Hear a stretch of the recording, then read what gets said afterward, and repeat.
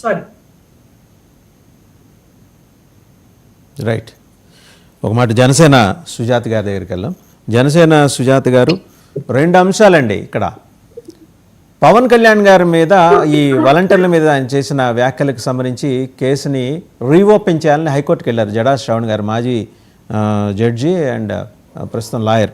ఆయన వెళ్ళారు.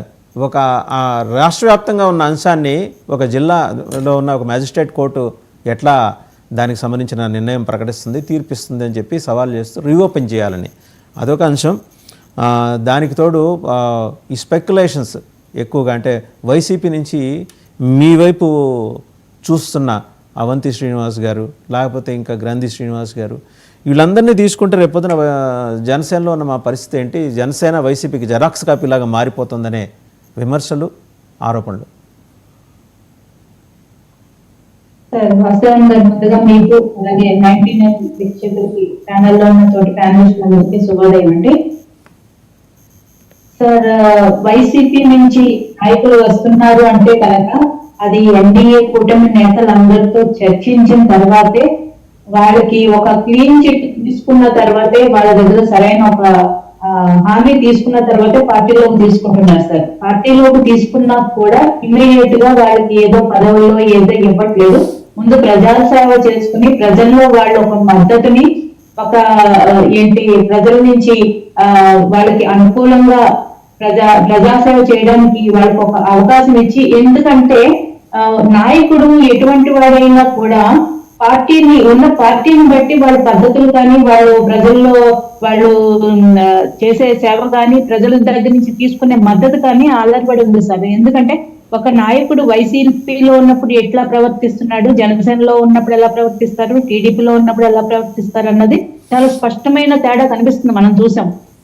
అంటే మనం పాత సామెతే చెప్పుకోవచ్చు. అంటే ఆకాశం నుంచి పడ్డ చినుకు మురికి గుంటలో పడితే అది తాగడానికి పనికి రాకుండా పోతుందని, అదే ఒక ఆల్చెప్పులో పడితే ఆణిముత్యం అవుతుందని మనం ఇదివరకు విన్నాం. అంటే జనసేన మారిపోతుంది, వాళ్ళు మారిపోతున్నాయి.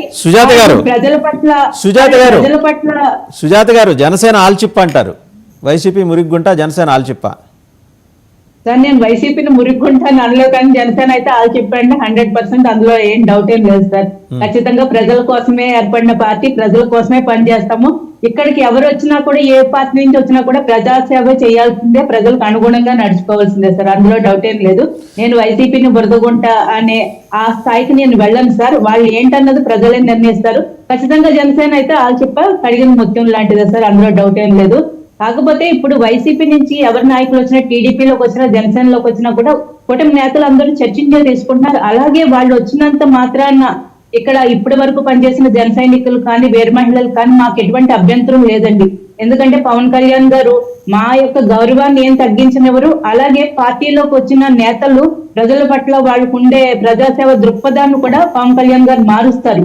అటు వైసీపీలో ఉండి జగన్మోహన్ రెడ్డి గారికి సొంత బంధువులు అయినప్పటికీ కూడా వాళ్ళు ప్రజలకు అనుగుణంగా సేవ చేయడానికి లేకుండా, అలాగే వాళ్ళ అభిప్రాయాలు కూడా వారి పార్టీలో గౌరవించకుండా, కనీసం మంత్రులైన వాళ్ళకు కూడా జగన్మోహన్ రెడ్డి గారు అపాయింట్మెంట్ ఇవ్వకుండా, వారి అభిప్రాయాలు వినకుండా ఏదైతే అణచివేత ధోరణి జరిగిందో, ఏదైతే కూటమి నిర్ణయాలు జరిగాయో దాని వల్ల విసిగిపోయి ఈవెన్ అధికారంలో ఉన్నప్పుడు కూడా వాళ్ళని వ్యతిరేకించి చివరికి ఎలక్షన్స్ అయిన తర్వాత బయటకు రావడం జరిగింది. అలాగే జగన్మోహన్ రెడ్డి గారి పార్టీకి ఫ్యూచర్ లేదు అన్న ఒక అభిప్రాయం కూడా వినబడుతుంది సార్. దానివల్ల కూడా వాళ్ళందరూ బయట. ఇప్పుడు జడా శ్రవణ్ గారు హైకోర్టులో వేసిన కేసు గురించి, వాలంటీర్లకు సంబంధించి పవన్ కళ్యాణ్ గారు చేసిన వ్యాఖ్యల మీద జిల్లా కోర్టు, మెజిస్ట్రేట్ కోర్టు ఇచ్చిన తీర్పును ఆయన సవాల్ చేస్తూ హైకోర్టుకు వెళ్ళారు. ఏమని, ఇది రాష్ట్ర వ్యాప్త సబ్జెక్టు, ఒక మెజిస్ట్రేట్ కోర్టు ఎట్లా ఇచ్చే తీర్పుని ఎలా పరిగణలోకి తీసుకుంటారని చెప్పేసి. ఇదంటే పవన్ కళ్యాణ్ గారిని కెలికే కార్యక్రమం మళ్ళీ వైసీపీ మొదలెట్టినట్టుగా కనిపిస్తోంది.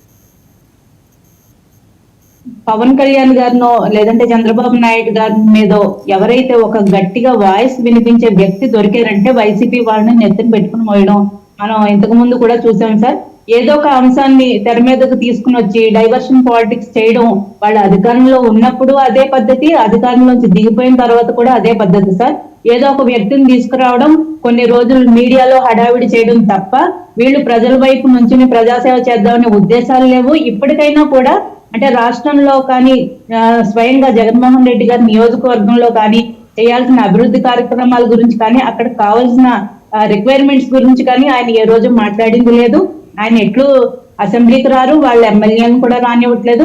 ఇంతే ఎవరొకరిని తీసుకురావడం, ఒక సమస్య తీసుకోవడం, కొన్ని రోజులు హడావిడి చేయడం. Right. అలాగే జమిలీ విషయంలో కూడా ఇప్పుడు 2027లో జమిలీ ఎన్నికలు వచ్చేస్తున్నాయని అది సోషల్ మీడియాలో వాళ్ళ కార్యకర్తలు ప్రచారం చేశారనుకుంటే ఒక అనుకోవచ్చు సార్, వాళ్ళకి ఏదో ఉత్సాహం ఆగక చేశారని. స్వయంగా వాళ్ళ పార్టీ పెద్దలు కూడా అలా ప్రచారం చేయడం అంటే చాలా విచిత్రంగా ఉంది సార్. ఎందుకంటే జగన్మోహన్ విచిత్రంగా ఉంది, వాళ్ళకి కూడా ఉత్సాహం ఎక్కువ చేస్తున్నారేమోనండి, వాళ్ళకి కూడా ఉత్సాహం ఎక్కువైందేమో. అంటే వాళ్ళ కార్యకర్తల్ని ఒక ఉత్సాహపరచడానికి, లేదంటే పార్టీలో నుంచి వెళ్ళిపోతున్న వాళ్ళని ఆపడానికి ఒక అస్త్రంగా వాడుకుంటున్నారు తప్ప 2027లో రావని వాళ్ళకు కూడా తెలుసు సార్. రైట్. ఒకసారి కృష్ణాంజనేయులు గారి దగ్గర, కృష్ణాంజనేయులు గారు, అల్లు అర్జున్ మీద మళ్ళీ ఆ డెవలప్మెంట్ కొత్త టర్న్ తీసుకుంది. జాతీయ మీడియా చాలా పెద్ద ఫోకస్ పెట్టింది. ఆయన అరెస్ట్ చేసేందుకు రంగం సిద్ధమవుతుంది. ఆయన బెయిల్ రద్దు కోరుతూ తెలంగాణ పోలీస్ మళ్ళీ కోర్టును అప్రోచ్ కాబోతున్నారు. అంటే వాస్తవంగా లోకల్ మీడియా ఫోకస్ దీని మీద పెద్దగా పెట్టలేదు, కానీ నిన్నంతా కూడా జాతీయ మీడియా దీని మీద పెద్ద చర్చే తీసింది.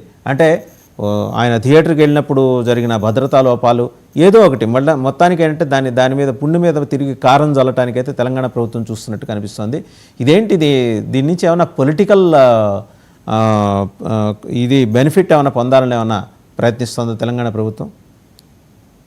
వాసుదేవన్ గారు, ఇక్కడ ఒక బెయిల్కు సంబంధించినటువంటి అంశమే మనం పరిశీలిస్తే ఒక నేషనల్ మీడియా దాన్ని ఫోకస్ చేస్తున్నటువంటి మాట వాస్తవమే.